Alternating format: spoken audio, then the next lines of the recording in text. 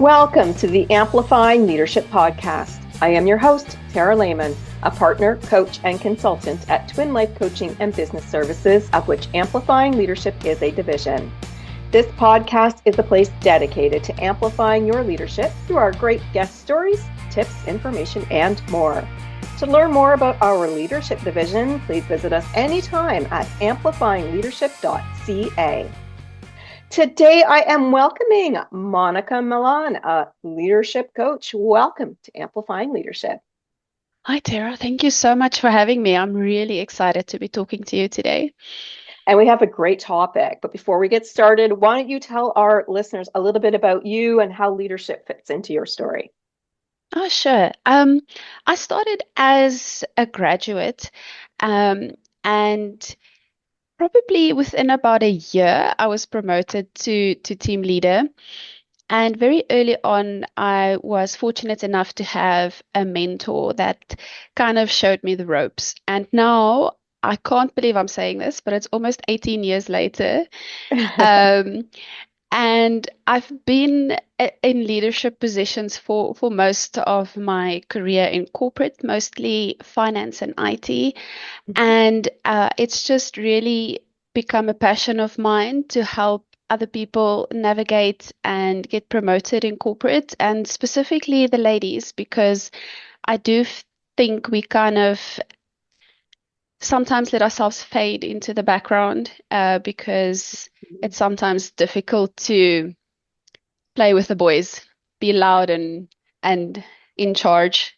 So yeah, we don't we sell ourselves short. So I like to encourage the ladies. Excellent. Yeah, we don't advocate for ourselves as well, do we? It takes Mm. a lot of courage and confidence, and we tend to hold ourselves back, which is a great lead into our conversation today about emerging female leaders. Why don't you, first of all, tell us? I mean, obviously, you're a female leader, and I was a female leader in trucking and transportation. So we know that there can be difficulties in some of these types of industries. So why does female leaders or emerging female leaders really resonate with you? What is it? Why did that lead to that topic being your choice today? So as I mentioned, I feel women often feel they need to be someone else, something else in order to be successful. Mm-hmm. Because you often see these loud, extroverted people get the attention, get promoted. But I think what they're missing behind the scenes is that it's not just about that person being extroverted, it's about what they're communicating. Yes. And you can get ahead and get promoted. Um, while being yourself, even if you're introverted like me, even if you're on the more quieter side, especially if you don't want to be fake and you don't want to quote unquote suck up. I mean, yes, of course, some of that does happen. I mean, let's be real, but in general, you can get ahead by being yourself. But it's about being strategic and not about working harder. And it feels to me like we are now in a place where, as a society, we are breaking away a bit from that mold of, you know, what society is kind of pushing or pushed women to be, which is, um, the nice girl, the good girl, play along, just agree with everything. Mhm. And I think women are waking up to the fact that that doesn't actually get me anywhere. I mean, It's it true, it gets, doesn't. yeah, I Yeah. mean, it gets me liked, sure. I mean, I'm friends with everybody at the office, but working harder is not necessarily going to get me that promotion. And I just want to help the women out there realize that and change their mindset rather, Mhm. from working harder to working smarter. Yeah. hmm And that could easily apply to all female leaders. I mean, it doesn't have to necessarily be emerging ones either. I know that Yeah. that's something that's important to you, but it could really apply to all female leaders, especially as you're trying to climb the so-called corporate ladder and you're feeling that, maybe I just have to be the person who says yes to everything, but really you have to have a voice. I want to talk about understanding our strengths as females first, because I think, and you probably you can talk to this, knowing what our strengths are is one of the first steps to being able to work smarter, is it not? 100%. Yeah. And I think it's important to know your strengths. And I think as women, we bring a much needed balance to the workplace, which Mm-hmm. is by definition very masculine. I mean, it's corporate, right? Mm-hmm. It's Yeah. profit driven. It's about productivity and going, going, going, push, push, push the whole time. Mm-hmm. And in order to have a more well-rounded, a more balanced approach to leadership and just in general making decisions, I think it's important for women to have a voice at the table. Mm-hmm. And, you know, that's our unique strengths. We are a lot more collaborative. Generally, we bring insights that, let's say, men don't necessarily do. I mean, I do think, don't get me wrong, I think this is true for any diversity in general, but Mm-hmm. obviously in our conversation today, I'm focusing on women. So I think it's just important in general that we get the perspectives of different people. And as women, you need to know your strengths in order to leverage it. And you also need to be very clear on what your values are, because Mm-hmm. that's something big that I drive. I feel if you know what you stand for and what, what's the word I'm looking for? Yeah, I guess if you know 100% what your values are, it makes your boundaries a lot clearer. It Mm-hmm. makes your communication a lot clearer. It makes it clear to yourself and to other people when you communicate um, what you will and will not allow. Mm-hmm. And it just makes decision making so much easier. And I think it removes a lot of that kind of emotional fatigue around just trying to do everything all at once. If you know what your values are and you know what you want to prioritize, then everything just kind of falls into place. So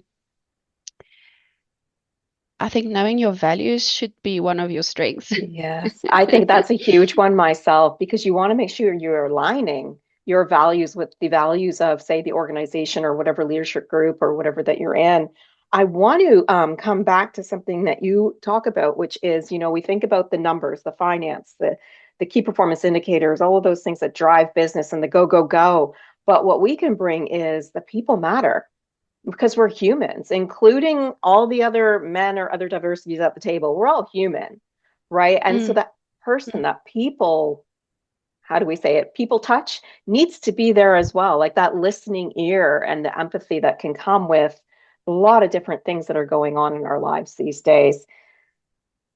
I think that that's an Yeah. important piece and also aligns with the values that you speak of. I think that that's a really important piece. I also want to come back to the strengths. We know, let's say we can figure out our values. How do we know what our strengths are that we can bring to the table, especially if we're in a more male dominated, say, industry or something like that? How can we figure out what our strengths are?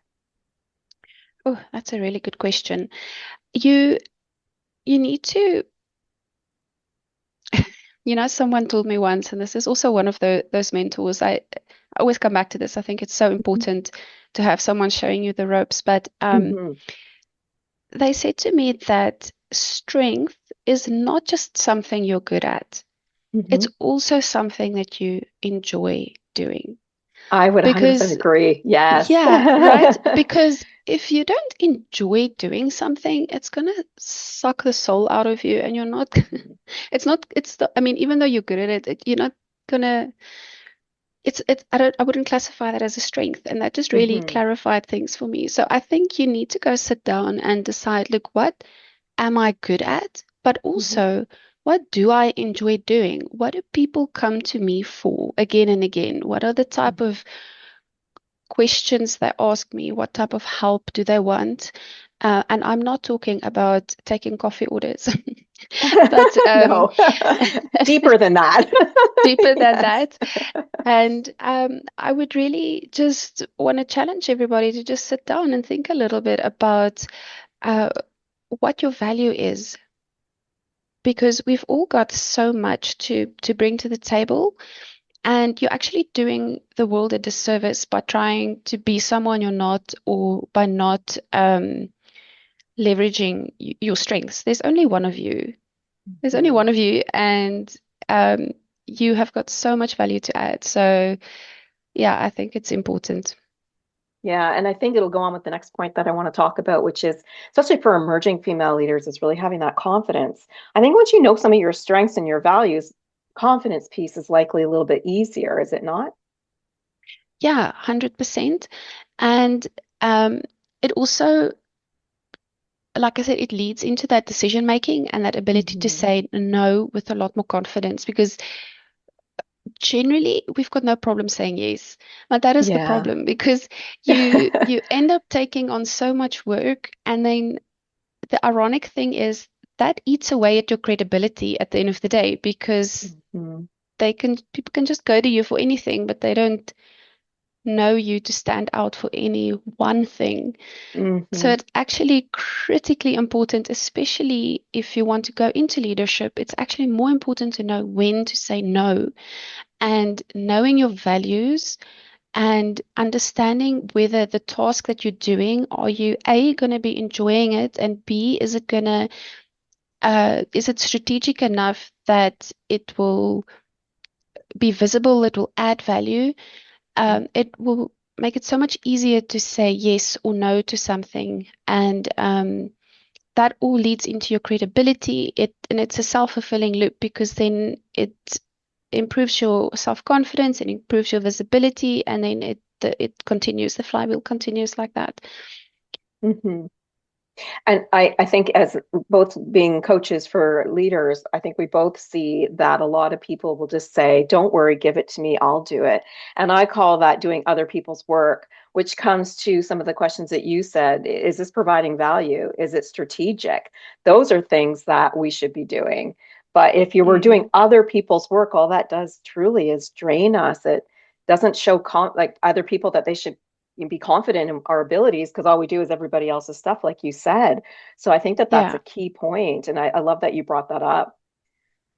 Yeah, How? I think Oh, it go ahead. also, Sorry. Go sorry ahead. about that. No, no. I think it also helps to understand that what it takes to get ahead is not working harder. As I mentioned before, I think once you understand that it is about visibility and perception as much as about the quality of your work, it also helps to prioritize those Hmm. tasks, and the priorities you need to set. Yeah, absolutely. Because the priorities need to be aligned as well with whatever the goals, the values, and the strategy are 100%. Let's say we have some leaders out there listening who are really struggling with that authority. It could be that they're new, either to leadership in general or even to a new organization, because that's usually a struggle as well. And it's a struggle for every leader, let alone being a diverse leader.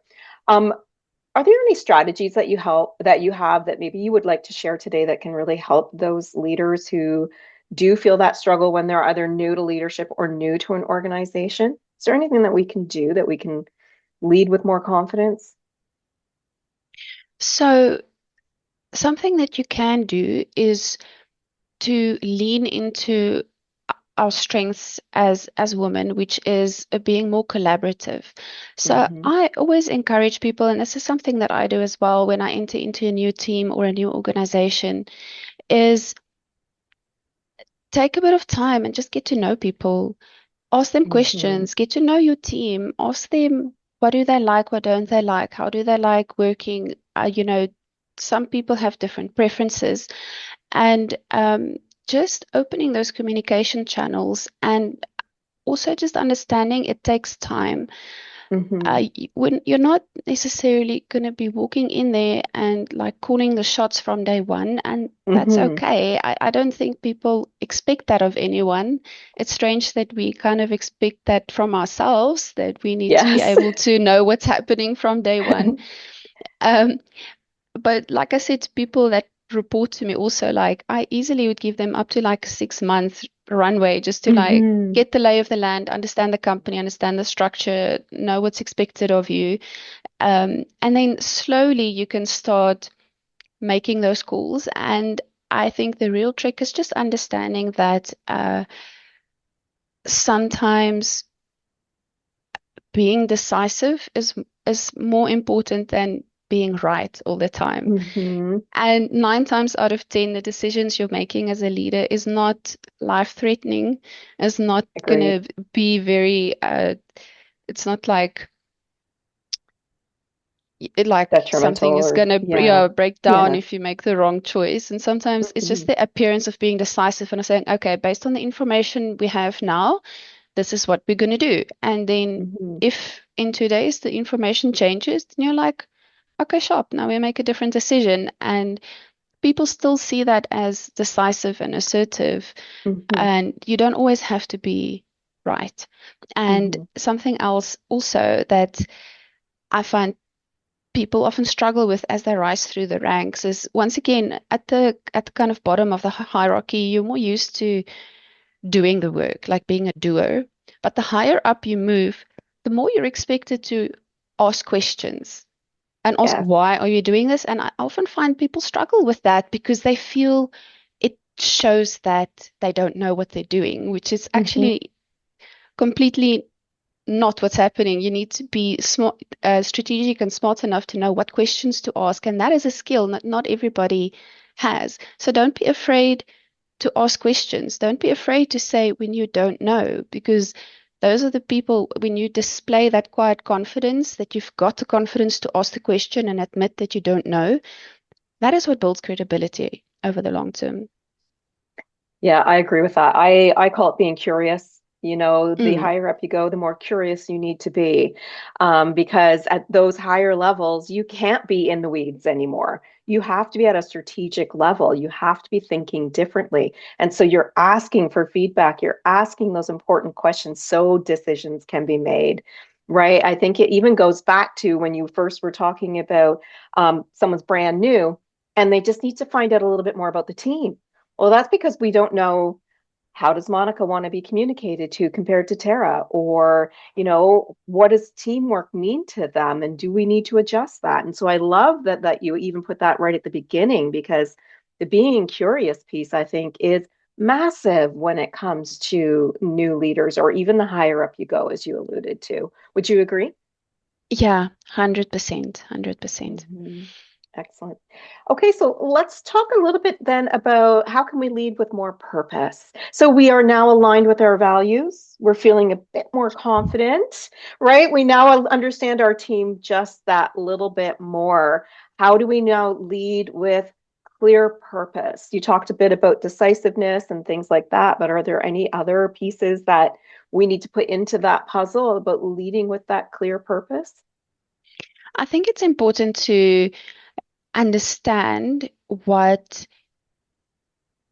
your manager and your organization is trying to achieve. Sometimes it does Mm. feel like the organization is maybe a bit too far removed. So that's why I always encourage people, speak to your manager and also their manager. Find out Mhm.